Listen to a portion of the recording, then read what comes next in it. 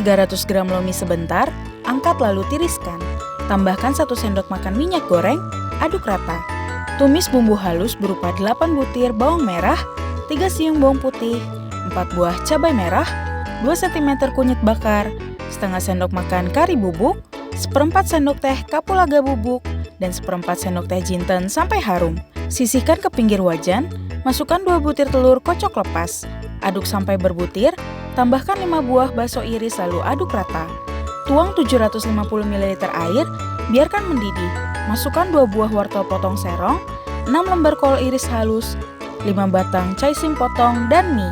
Masukkan 2,5 sendok teh garam dan setengah sendok teh gula pasir. Aduk rata, masak sampai matang.